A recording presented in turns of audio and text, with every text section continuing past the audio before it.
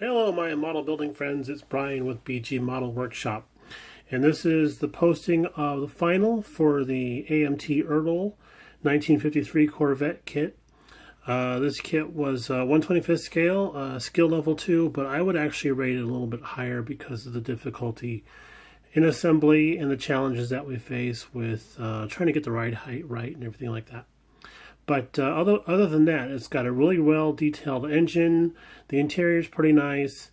It's just final fit and finish is a little tricky here and there. But with a little bit of skill, I think just about anybody can make a pretty good go of it. So without further ado, here is the finished project. And I think she turned out pretty darn good. We did the Tamiya Pearl White coat with a couple coats of clear, of course, and then along through here is all that's bare metal foil, and it actually matches the chrome pretty well. Also, the chrome in the kit is a little wavy, and that happens to match my bare metal foil style pretty good. One complaint is the fact that it doesn't have exhaust tubes. It's just a chrome button that we have to put on there. But I drilled that out and put in some aluminum tubing. And then up on the tail lights here, again, that's just a chrome dot that we glue on there. And then I hit it with a Sharpie to give it an iridescence. I added some license plates from the decal stash, and then a Model Master license plate frame. Really helped pull that all together. And back through here, we did a lot of fill work to help take care of the body seams because the roll pan didn't quite fit the body very well. And I must say that's probably my best puttying job I've ever done. These little rocket fins up here are separate from the body. Those have to be glued on and filled as well. And knocked it out of the park there too. I didn't intend this to be a show model. I just decided to do a quick project to get me through the Christmas and New Year's before we could get on to the big rig builds. And it turned out to be a little bit more of a project than I thought it would be. But she looks really good. We had to lower the front end. The spindles are I sliced them off and raised them all the way up to right underneath the upper A-arms. That's how high the front end was sitting. And there's still a little bit of gap in there. I would have liked it to come a little bit lower, but again, I did the very best I could to try and get that as low as possible without dragging the lower A-arms on the ground. So up front again, parts box decal for the license plate with the surround, and then just a touch of dry brushing on the emblem here. I kind of wish we had a decal in the kit. And I deleted there's supposed to be a transparent cover here.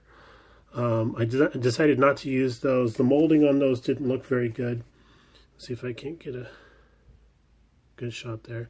It looks like a kabuki mask or something like that. And it's just, it didn't look that great on there. And attaching it was going to leave a lot of glue print and everything. So decided not to do that. But speaking of glue prints, one area that I had a problem with is this, my glue ran on me. I had placed the windshield inside the frame after doing a lot of work and to get the fit, and then tapped in some glue. But I used a Tamiya Ultra Thin, and that stuff leaked out on me. And I should have used the thicker glue, the orange cap stuff, and I probably would have been okay there. But yeah, it broke my heart to see that stupid little spot right there. But I have another windshield on order. I got that off of a guy on eBay, so it should be here in a couple days. And because I have to rework the windshield and everything, I haven't fully attached it yet, so it still comes off. So I'm just going to set that aside right now. And I had the idea, without putting the windshield on there, that this would be like a really cool salt flat racer with that kind of a line to it. You know, if we deleted some of the body molding, dropped it down even lower, changed out the wheels and tires, and probably put a different engine in it, and then some cool looking decaling. That would be an awesome looking salt flat racer. So let's take a look under the hood, and we'll see if we can't use my little BG guy here to help out with that. There we go. That's how you pop the hood on the 53 Vette, I guess. Alright, so we'll tip her on her side. Cool, that looks good like that. And we'll get a zoom in. So the engine compartment's pretty, it's detailed well enough, but it's still a little on the basic side. We're using, everything in here is stock. I didn't do any wiring because up in here is actually the distributor and the coil underneath the shroud. And since it's all hidden anyways, I didn't bother going with the wiring. But it's a nice looking 6-cylinder engine. I always thought they laid those over on their side, but they didn't. It's just straight and tall, nice and proud. A lot of space in there for 2 extra cylinders, you know. And then also in the interior we added seat belts, and then let's see if we can get a shot this way. And then we did some flocking on the carpeting. I've showed a couple of videos of this already in the past. So that turned out pretty well in the interior. And let's take a look at our underpinnings. Let's get a peek here. So in the past I mentioned before that this color in here is actually a color I created to mimic the raw fiberglass. And in my research of this car for color options and stuff like that, I had no idea how much of the car truly was fiberglass. The entire body and interior tub is all fiberglass. It's just the steel frame, and of course the drivetrain, and then a few hard points here and there for bolting in bumpers and such like that. But I did do my own shocks, so we'll see if we can't get some light in there. To do my own shocks because the shocks that came with the kit were very rudimentary, and since I was also lowering the rear suspension, I just went ahead and decided to go ahead and do my own shocks there. And then the exhaust system from the muffler's back is a separate piece that you have to snake underneath after everything's put together, and it's not that difficult to do. It turned out pretty well. So that's what we got going on there. We picked up a few more subscribers in this last month. I thank you very much for joining in and following along. I really appreciate that. I've resubscribed all of you guys, and that's pretty much my thing. If you subscribe, I'll subscribe you back.